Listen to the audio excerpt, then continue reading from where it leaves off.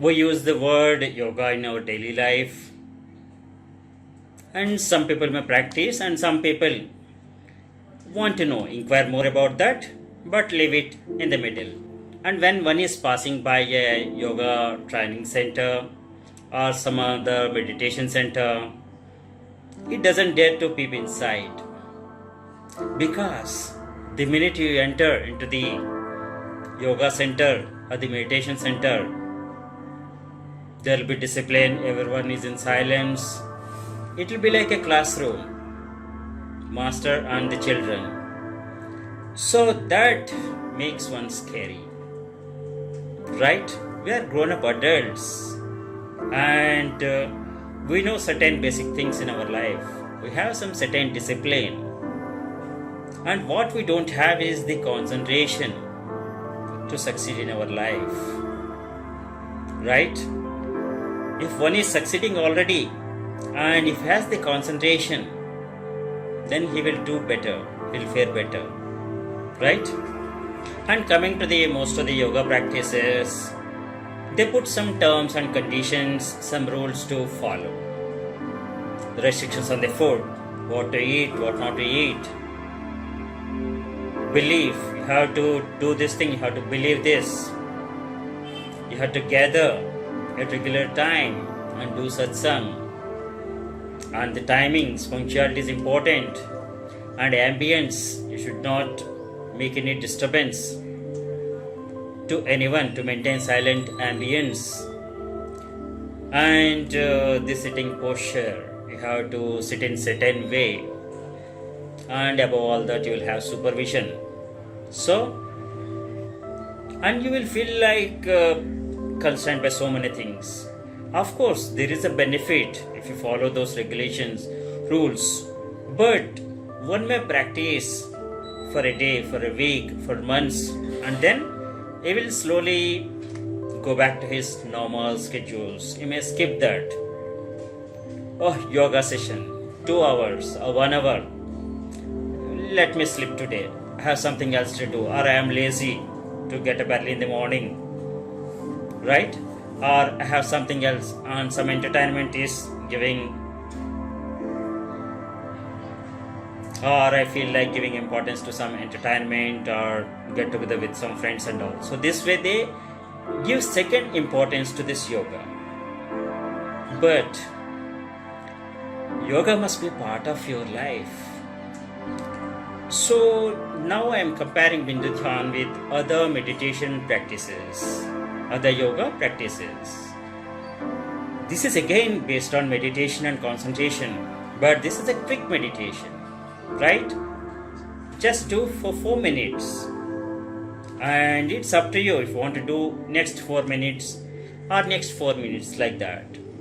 It's a scientifically proven, and no conditions.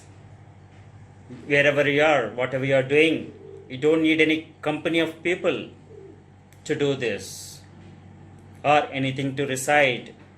You continue what you are doing, whatever the meditation practice, whatever the yoga training you are taking or yoga practice you are doing, continue that. And embrace Bindu Dhyan also. And you will feel the difference when you embrace the Bindu Dhyan. There are no food restrictions. You can eat anything and everything. Only thing, you should be able to digest that and suitable to your body. That's the only thing you need to consider, right?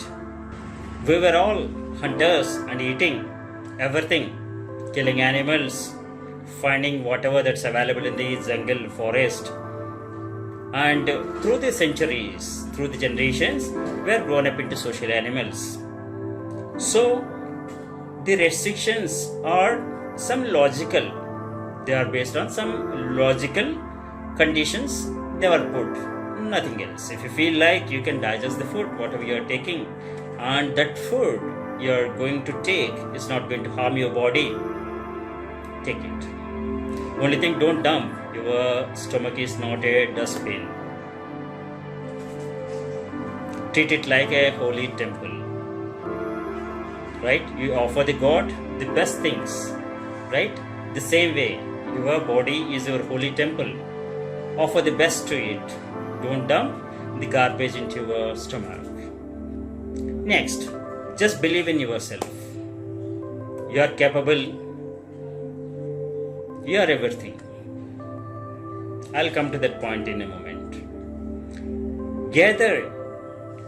Group of people are doing satsang is not required when doing Bindu Dhyan. It's a single, your problems are your problems and someone else's problems are their problems. You have to offer prayers. You have to focus on the Bindu or the dot for yourself. If someone is having some issues, they have to practice Bindu Dhyan. Focus on the dot just for 4 minutes.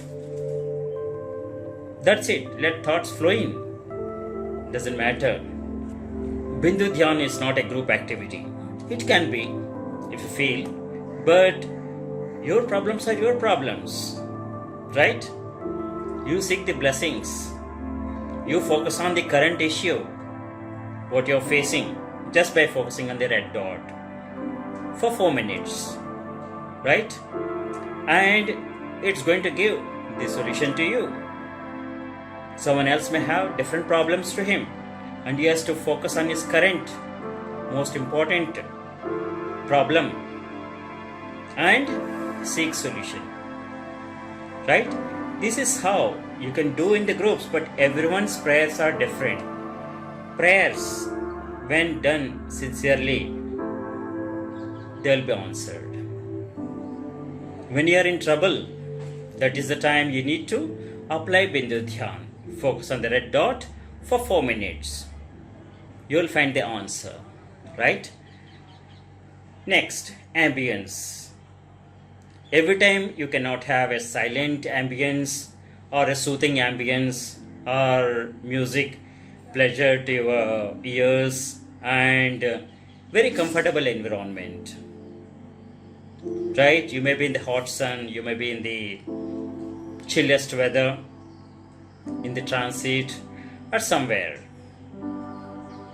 That time, the problems don't have the timing. They can come any point of time. At that time, stay away from the crowd. Focus on some round red object nearby. Or have the Bindu Dhyan poster in your mobile and start focusing on that. That's it. And think of your problem only. Okay, rest everything is not important at that point of time. So focusing on the current problem, focusing on the red dot is going to give a solution to you. The retrospective. So that is how Bindu Dhyan helps you. Timely, without any conditions. Bindu Dhyan doesn't enforce any rules and regulations on anyone. The mind is offended when you start applying the do's and don'ts. It comes under pressure with a constant reminder. If one is told not to do that thing, you should do this thing only, then you are living in a cage, right? With set focus. Not this way, not this way. So that causes confusion, that restraint. When you are under the restraint or the do's and don'ts, the time you will have the pressure, psychological pressure. The focus will be more on the do's and don'ts rather than the solution or the meditation or the focus, concentration or the breathing or the task you are doing, right? You cannot tie your mind to hook. You cannot tie your mind to hook to a condition. Mind is all pervading. The more you tighten your mind, the more it tries to explore, right? Give your mind freedom and embrace Bindu Dhyan. Embrace Bindu Dhyan and give your mind freedom and solution. Sarve Jana Sukhino Bhavantu.